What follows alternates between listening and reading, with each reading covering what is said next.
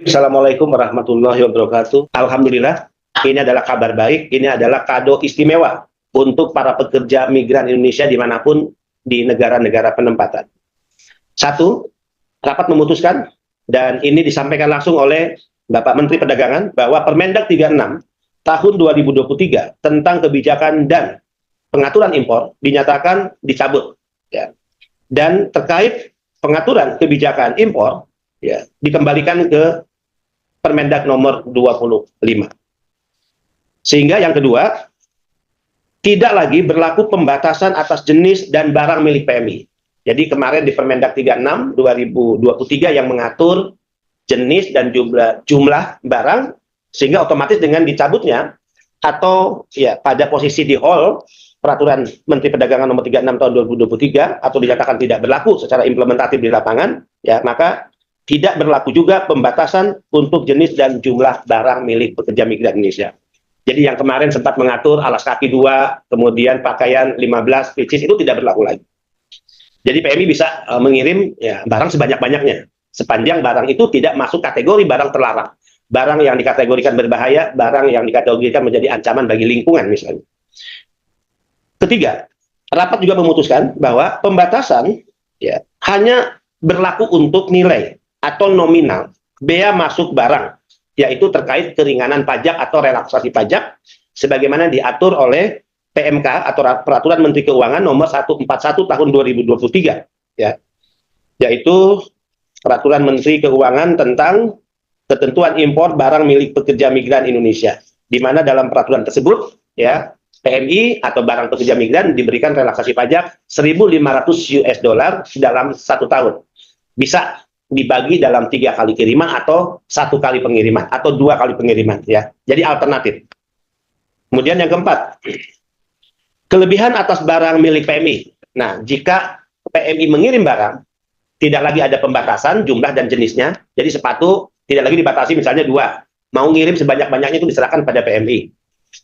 Pakaian tidak lagi dibatasi 15 pieces, sebanyak-banyaknya PMI. Tapi karena pembatasan hanya berlaku untuk nominal pajak, yaitu 1.500 US dollar atau 500 US dollar dalam 1 kali pengiriman, maka kelebihan barang yang dikirim PMI, ya, kelebihan barang kiriman PMI, tidak direekspor atau dikembalikan ke negara di mana PMI bekerja dan tidak dimusnahkan. Ya, tapi barang tersebut masuk dalam kategori umum yang tentu sebagai kelebihan dari relaksasi pajak, dia harus membayar bea masuk. Ya. Jadi tidak lagi harus dikembalikan ke negara di mana PMI bekerja atau apalagi dimusnahkan. Tapi otomatis kelebihan barang tersebut masuk dalam kategori barang umum yang harus membayar ya bea masuk atau pajak. Kelima, rekan-rekan sobat migran, tarif umum kelebihan barang dengan bea. Nah, tadi ada yang tanya pasti kan. Nah, kalau yang lain dibebaskan pajaknya, kelebihannya karena sudah tidak dibatasi, tidak dilarang lagi, ya masuk kategori umum, itu berapa pembayaran bea masuknya? Selama ini ya yang berlaku umum adalah 7,5% ya dari total ya jumlah barang ya dari kelebihan barang, dari harga barang. Nah, khusus untuk PMI kalau umum kan 7,5% kelebihan barang harus dia bayar bea masuk atau pajaknya. Usulan Pak Menko Perekonomian tadi di state langsung dalam rapat tersebut ya diberikan keringanan kembali sebesar 5%. Khusus barang PMI, umum tetap 7,5%. 6. Usulan BP2MI, jadi BP2MI tetap tadi mengusulkan 1.500 US dollar itu tidak cukup, karena kita punya contoh best practice Filipina. Ya, bahkan tadi saya menggunakan bahasa, kenapa kita tidak mau jujur, ya, dan kenapa kita tidak malu melihat Filipina, saya katakan begitu dalam rapat. Filipina itu negara kecil. Tapi bagaimana Filipina sebagai negara menghormati PMI, memberikan relaksasi pajaknya, itu 2.800 US dollar. Sekali lagi 2.800 US dollar. Kita ini negara besar, jauh lebih besar dari Filipina. Masa kita hanya memberikan 1.500 US dollar? Karena rapat tadi tidak dalam konteks mengambil keputusan itu, karena itu harus langsung Presiden, maka Menko Perekonomian Pak Erlangga memberikan dukungan atas usulan BP2MI, ya, untuk 2.500 US dollar atau minimal 2.500 US dollar.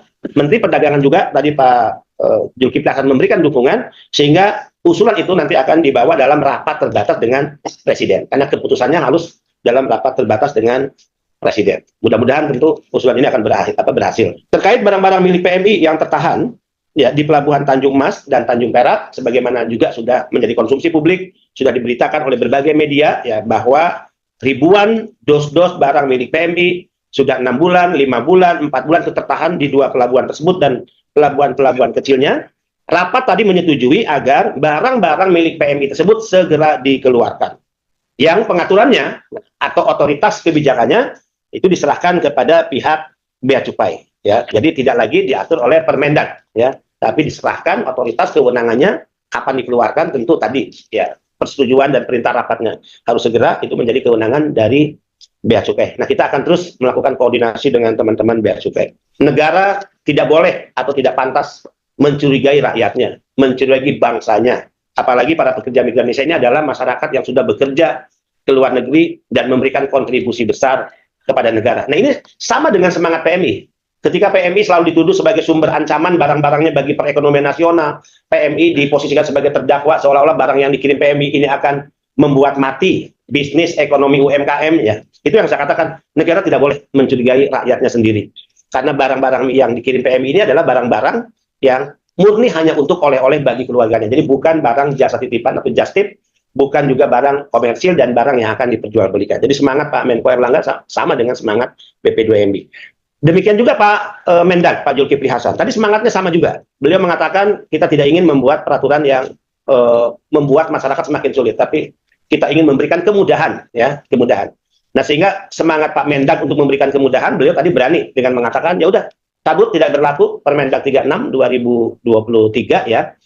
Dan kita kembali ke Permendak 2005, kemudian masa transisi ini ya harus ada aturan yang segera harus menjadi payung, ya, di mana barang-barang PMI lancar masuk, tidak ada pembatasan jenisnya, kemudian jumlah barangnya, dan barang-barang yang sekarang tertampung di pelabuhan dan juga di pelabuhan besar ya di Tanjung Perak, Tanjung Mas dan juga pelabuhan lainnya itu harus segera diambil langkah-langkah dikeluarkan.